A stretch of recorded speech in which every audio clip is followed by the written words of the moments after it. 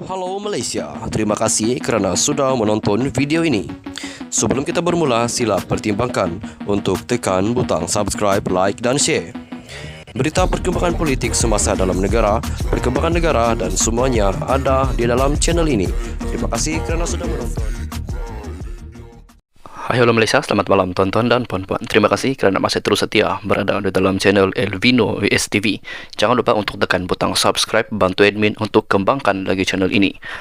Baiklah tuan-tuan dan puan-puan, sudah pun mencapai 100 hari kerajaan perpaduan yang diketuai oleh Anwar Ibrahim sebagai Perdana Menteri. Sudah banyak berita-berita penangkapan-penangkapan, jerung-jerung pengamal-pengamal rasuah yang sudah pun ditangkap oleh SPRM maupun yang direman oleh SPRM. Tetapi, tuan-tuan dan puan-puan, berita yang admin ingin kongsikan untuk hari ini adalah dipetik daripada Harian Metro. Penyelewengan sukuk RM596 juta ringgit dibongkar. Ini adalah satu berita yang amat mengejutkan kepada seluruh rakyat Malaysia dan mengejutkan kepada seluruh pengamal-pengamal rasuah yang ada di dalam negara kita ini. 4 individu ditahan susulan kes penyelewengan dalam perjanjian sukuk bernilai RM596 juta ringgit bagi melaksanakan projek berkaitan pendaftaran, pengambilan dan penyimpanan biometrik pekerja asing di sebuah kementerian. Kesemua lelaki yang berusia antara 40 hingga 55 tahun itu ditahan lewat petang semalam di Ibu Pejabat Suruhanjaya Pencegahan Rasuah Malaysia SPRM di Putrajaya. 3 daripada mereka direman selama 3 hari bermula hari ini sehingga 17 Mac selepas Magistrate Irza Zulaika Rona Rohanuddin membenarkan permohonan reman oleh pihak SPRM. Sementara seorang lagi suspek dilepaskan dengan jaminan SPRM. Menurut sumber itu lagi, semua suspek terbabit adalah pengarah, ketua pegawai kewangan dan seorang pemegang saham bagi 3 syarikat yang terbabit secara langsung dalam membangunkan sistem berkenaan. Sukuk itu diuruskan oleh sebuah bank tempatan bagi membiayai projek berkaitan dan semua perbelanjaan dan hasil projek berkenaan perlu dimasukkan ke dalam satu akaun khas yang sudah ditetapkan. Namun, akaun khas ini kemudiannya ditukarkan kepada akaun lain yang dipercayai sengaja diwujudkan pada awal 2020 disyaki bagi mengelakkan daripada pembayaran semula prinsipal dan keuntungan kepada pemegang-pemegang sukuk katanya. Difahamkan perjanjian konsesi antara kerajaan dan syarikat yang dilantik sudah dimeterai pada Julai 2011 dengan tempoh selama 12 tahun, manakala sukuk itu dijangka mencapai tempoh matang pada Mei 2023. Tindakan membenarkan syarikat terbabit untuk mewujudkan satu akaun lain akan menyebabkan kerugian jutaan ringgit terhadap pemegang-pemegang sukuk.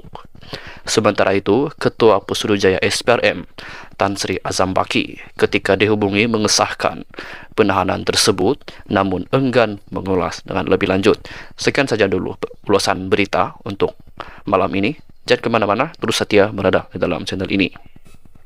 Selamat kembali ke channel ini. Tuan-tuan dan puan-puan, satu lagi pendedahan, satu lagi penangkapan yang dilakukan oleh SPRM berhubung dengan kes seleweng sukuk RM596 juta ringgit.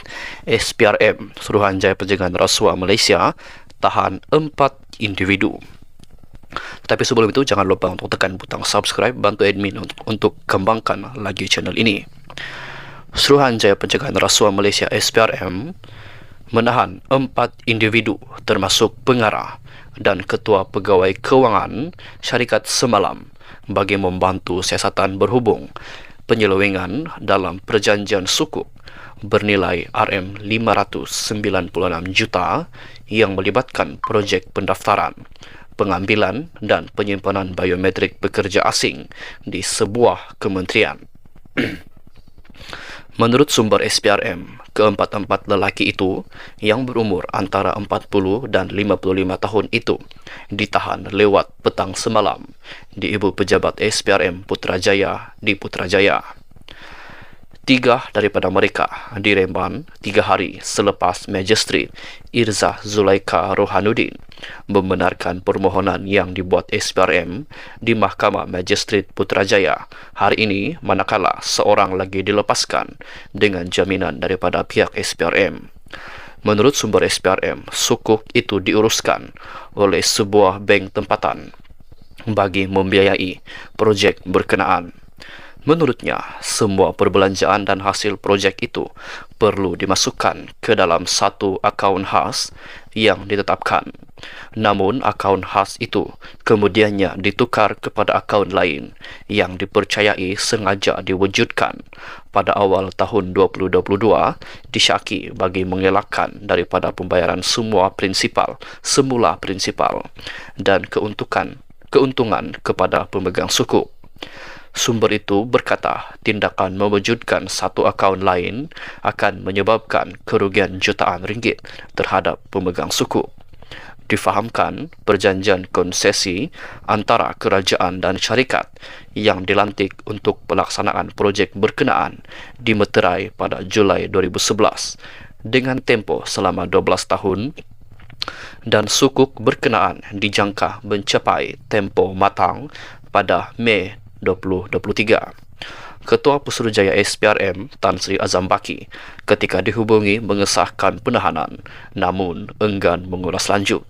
Kes disiasat di bawah Seksyen 16(B) Akta SPRM 2009.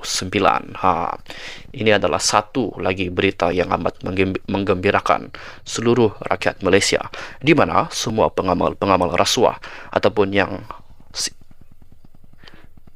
ataupun yang sekarang ini lebih dikenali sebagai jerung rasuah.